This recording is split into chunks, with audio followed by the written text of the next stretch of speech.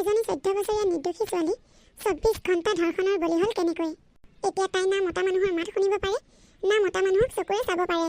মতা মানুহ দেখিলেই তাই চিঞৰি উঠে। বৰ্তমান ছোৱালীজনী হস্পিটেলত চিকিৎসাধীন হৈ আছে। ছোৱালীজনীক চিকিৎসা কৰি থকা হস্পিটেলৰ গোটেই ষ্টাফটো কেৱল মহিলা। ছোৱালীজনী যিটো ৰুমত চিকিৎসা কৰি আছে সেই ৰুমটোত কোনো পুৰুষ সোমাব নোৱাৰে। আহকচোন এতিয়া আমি কাহিনীটোৰ মাজলৈ যাওঁ। সেই কণমানি ছোৱালীজনী ইমান ডাঙৰ বিপদৰ সন্মুখীন কেনেকৈ হ'ল চাওঁ। পংখী আহিম বুলি কৈও নাহিল দেখোন। এতিয়া মই ঘৰত মা দেউতাক নোকোৱাকৈ আহিলোঁ। ভাবিছিলোঁ পংখীক লৈ গৈ মা দেউতাক ছাৰপ্ৰাইজ দিম। এতিয়া ঘৰলৈ এনেকৈ গ'লে মা দেউতাই দেখোন গালিহে পাৰিব। এতিয়া নিশাও বহুত হৈছে। মা দেউতাই চাগে মোক বিচাৰি ফুৰিছে। এতিয়া ঘৰলৈ গ'লে মা দেউতাই মোক গালি পাৰিব আৰু মাৰিবও। ভয়হে লাগিছে দেখোন কিবা। মুন্মীয়ে এনেকৈ কথাবোৰ ভাবি চিন্তি থাকোঁতেই পিছফালৰ পৰা এজন অটো চালকে আহি তাইক মাত লগালে। এইজনী দেখোন বৰ মৰম লগা ছোৱালী। ভণ্টি, ইমান ৰাতিখন তুমি অকলে অকলে ইয়াত কি কৰি আছা?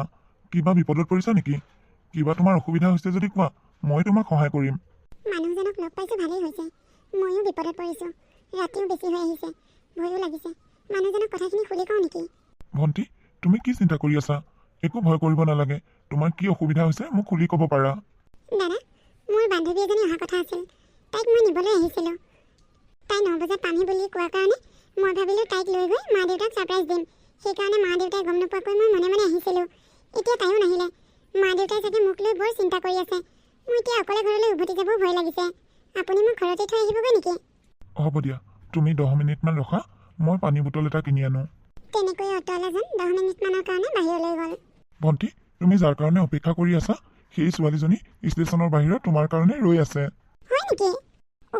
এতিয়াহে মনটো ভাল লাগিছে। তাই তোমাকেই বিচাৰি ফুৰিছে। মই পানী বটল কিনিবলৈ যাওঁতে তাইক পালোঁ। আহা, মোৰ লগতে আহা। পানী খোৱা নেকি? দিয়কচোন, অকণমান পানীকে খাওঁ, বৰ ভোক লাগিছে। তাই মানুহজনৰ পৰা পানী বটলটো লৈ পানী অলপ খাই দিলে। মূৰটো বৰকৈ ঘূৰাইছে দেখোন। পানীখিনি খাই ছোৱালীজনী ঢলি পৰোঁতে ল'ৰাজনে থাপ মাৰি ধৰিলে আৰু সি ছোৱালীজনীক দাঙি নি অটোখনত বহাই ল'লেগৈ। পিয়াহৰ পানী টুপিয়ে যে ছোৱালীজনী কাল হৈ পৰিল। সেই লম্পট অটোৱালাজনৰ পৰা পানীখিনি খাই ছোৱালীজনী মূৰ ঘূৰাই পৰাত অটোৱালাজনে ছোৱালীজনীক এখন গভীৰ জংঘললৈ লৈ আহিল। এনেকৈ অচেতন হৈ থকা ছোৱালীজনীক সেই লম্পট অটোৱালাজনে প্ৰায় 2 ঘণ্টা ধৰি বলৎকাৰ কৰিলে।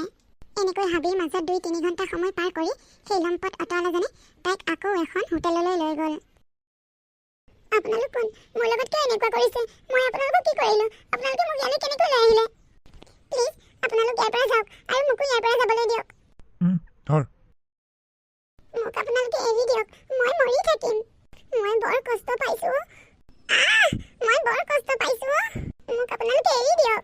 তেনেকৈ গোটেই ৰাতিটো ছোৱালীজনী চিঞৰিয়ে থাকিল। কিন্তু সেই নৰপিশাচকেইটাৰ মনটো এবাৰো নগলিল যে ছোৱালীজনীক এৰি দিওঁ। তেনেকৈ গোটেই ৰাতিটো সিহঁতকেইটাই তাইক বলৎকাৰ কৰি থাকিল। তাই বেছিকৈ চিঞৰ বাখৰ কৰিলে মাজে মাজে তাইক ইনজেকশ্যনো দিয়ে যাতে তাই বেহুচ হৈ যায়। গোটেই ৰাতিটো ধৰ্ষণৰ বলি হোৱাৰ পিছতো সিহঁতে পিছদিনাখন গোটেই দিনটো ছোৱালীজনীক একেই অত্যাচাৰেই কৰি থাকিল। ছোৱালীজনী ভোকে পিয়াহে বিষে জয়ে জঠৰ হৈ পৰিছে। মাজে মাজে তাই কিবা এটা খাবলৈ সিহঁতক খোজে, কিন্তু সিহঁতে গুৰুত্বই নিদিয়ে।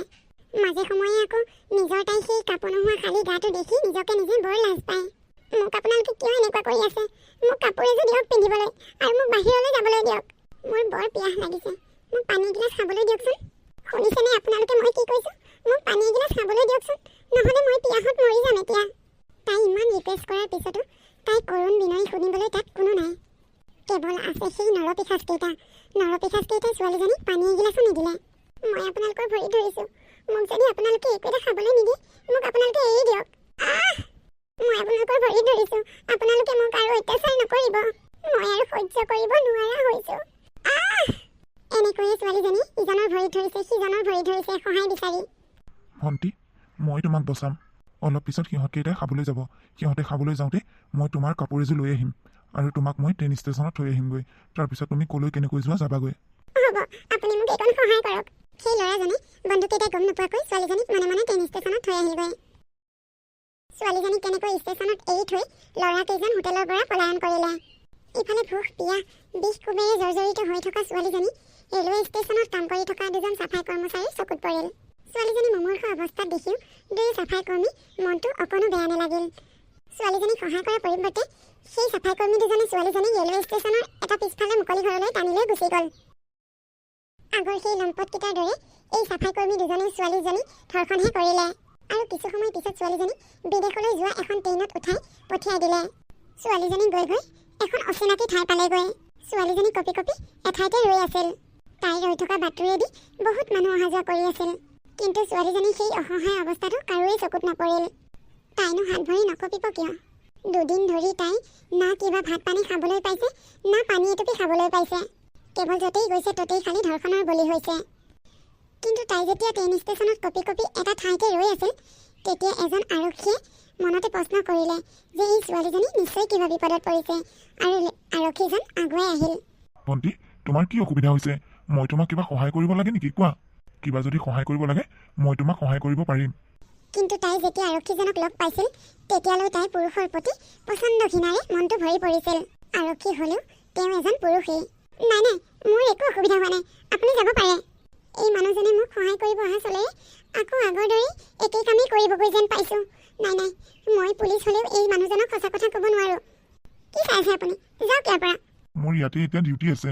মই যাওঁগৈ ইয়াৰ পৰা। তাই বাৰু মোক ক'লে তাই একো বিপদ হোৱা নাই, কিন্তু তাই কান্দি পৰিছে কিয়? আৰু এচুকত বহি কান্দি আছে গৈছে। নিশ্চয় তাই কিবা বিপদত পৰিছে। তাই মোক চাগে কিবা ভয়তেই কোৱা নাই। কিন্তু মুন্মীয়ে ভবাৰ দৰে এই পুলিচজন বেয়া মানুহ নহয়। আচলতে পুলিচজন ভাল মানুহ। তেওঁ CWC অৰ্থাৎ চাইল্ড ৱেলফেয়াৰ কমিটিৰ লগত কথা পাতিলে, আৰু কিছু সময় পিছতে CWCৰ এজন মহিলা বিষয়া সেই স্থানত গৈ উপস্থিত হ'লগৈ। মেডাম, আপুনি আহিলে? হয়, ছোৱালীজনী ক'ত আছে? সেই চুকটোত যে বহি আছে হালধীয়া চোলা পিন্ধা ছোৱালীজনী দেখিছেনে? সেইজনীয়ে ছোৱালীজনী। ঠিক আছে, মই তাইৰ লগত কথা পাতি আছোঁ। সেই মহিলাগৰাকীয়ে প্ৰথমে তেওঁক এখন সৰু হোটেললৈ লৈ গ'ল, আৰু প্ৰথমে তাইক কিবা এটা খাবলৈ দিলে। ছোৱালীজনীয়ে ভয়ে ভয়কৈ মানুহজনীক ক'বলৈ ল'লে, ভণ্টি, আচলতে তোমাৰ লগত হৈছেনো কি? তুমি কিয় এনেকৈ মন মাৰি আছা? আৰু ভালদৰে কথা কোৱা নাই যে? কিয় কান্দি আছানো ইমানকে? তোমাৰ গাত দেখোন এইবোৰ সৰু সৰু নখৰ আঁচোৰ যেন পাইছোঁ। কি হৈছেনো তোমাৰ লগত? নাই, মোৰ লগত একো হোৱা নাই। তুমি ভয় কৰিব নালাগে, মই আছোঁ তোমাৰ লগত। তুমি মোক তোমাৰ মা বুলি ভাবিব পাৰা। তোমাৰ মা দেউতা আছেনে নাই? এনেকৈ কথাবোৰ মৰমেৰে সোধোতে সোধোতে ছোৱালীজনীয়ে সেই বিষয়াগৰাকীৰ আগত সকলোবোৰ কথা ক'লে। মাক দেউতাকে গম নোপোৱাকৈ ঘৰৰ পৰা ওলাই আহি বান্ধৱীক লগ কৰিব অহাৰ পৰা জংঘলত নি সেই অটৰালাজনে কৰা ব্যৱহাৰৰ কথা, আৰু হোটেল ৰুমত কি ঘটনা ঘটিছিল, আৰু হোটেলৰ পৰা ওলাই অহাৰ পিছত ট্ৰেইন ষ্টেচনত কি হৈছিল, এই সকলোবোৰ কথা বিৱৰি ক'লে। ছোৱালীজনীৰ লগত আজি 3 দিনে ধৰি যিবোৰ ঘটনা ঘটি আছিল, এই কথাবোৰ শুনি বিষয়াগৰাকী চকু পানী ৰখাব নোৱাৰিলে। আৰু সেই বিষয়াগৰাকীক খবৰ দি মাতি অনা পুলিচজনেও মনে মনে তাইৰ কথাবোৰ শুনি তেওঁ কান্দি কান্দি অস্থিৰ হৈ পৰিল। এতিয়া তোমাৰ আৰু চিন্তা নাই, মোৰ লগত আছা নহয়, কোনেও একো কৰিব নোৱাৰে। মই তোমাক অতি সোনকালে তোমাৰ মা দেউতাৰ ওচৰত থৈ আহিমগৈ। আণ্টি, মোৰ মা দেউতাই চাগে মোক বিচাৰি ফুৰিছে। হ'ব, মই তোমাৰ মা দেউতাৰ ওচৰলৈ তোমাক অতি সোনকালেই লৈ যাম। আৰু তোমাৰ লগত আজি 3 দিনে যিবোৰ ঘটনা ঘটি গ'ল, এই সকলোবোৰৰ তদন্ত মই কৰিম। সেই নৰপিশাচকেইটাই শাস্তি পাব লাগিব। আনফালে ঘৰত ছোৱালীজনী নোহোৱা হোৱাৰ কাৰণে মাক দেউতাকে আজি 3 দিনে কান্দি কান্দি একেবাৰে অৱস্থা নোহোৱা হৈ গৈছে। হেৰি, আমাৰ ছোৱালীজনী বাৰু ক'লৈ গ'ল? মই বাৰু তাইক আৰু দেখা নেপাম নেকি? তুমি তেনেকুৱা অমংগলীয়া কথাবোৰ নকবা ৰ'বাচোন। পুলিচত কালি দিছোহে, পুলিচে কিবা এটা সিদ্ধান্ত কৰিবতো। ছোৱালীজনী নোহোৱা আজি 3 দিনেই হ'ল। তাই নোহোৱাকৈ মই কেনেকৈ আছোঁ মইহে জানিছোঁ। তাই অকল তোমাৰেই ছোৱালী নহয়, তাই মোৰো ছোৱালী। মোৰ একমাত্ৰ ছোৱালীজনী নোহোৱা হৈ গৈছে। মই কেনেকৈ আছোঁ মইহে জানিছোঁ। তুমি কেৱল মোক দোষ দি থাকিবলৈহে জানিছা। মই আপোনাক দোষ নিদি কি কৰিম? আপুনি এতিয়া এনেকৈ ঘৰতে বহি আছে, তাইক বিচাৰিব গ'লৈ পৰা নাই। তাই ক'ত গৈছে? আজি 3 দিন হ'ল বিচাৰিয়ে ফুৰিছোঁ দেখোন। ওচৰ পাজৰ গাঁৱৰ ভূঞে চবতে জনাই দিছোঁ ছোৱালীজনী নোহোৱা খবৰটো। কোনোবাই দেখা হ'লে ক'লে হয়, মইনো আৰু ক'ত বিচাৰিমগৈ কোৱাচোন? দিনে ৰাতিয়ে বিচাৰিয়ে ফুৰিছোঁ দেখোন। হেৰি, বলকচোন নহ'লে আকৌ থানাৰ পৰা আহোঁগৈ। পুলিচে কিবা খবৰ পাইছে নেকি? ব'লা, আহা। মাজনী, তই আহিলি মাজনী? বাইদেউ, মোৰ এই মানুহজনলৈ বৰ ভয় লাগিছে। আপোনালোকৰ ছোৱালীজনী বৰ্তমান অকণমান অসুস্থ হৈ আছে, তাইক হস্পিটেললৈ নিব লাগিব। এই বুলি মাক দেউতাকক সকলোবোৰ কথা বুজাই দি ছোৱালীজনীক হস্পিটেলত ভৰ্তি কৰালে, আৰু সেই মানুহগৰাকীয়ে নৰপিশাচকেইটাক শাস্তি দিয়ালে।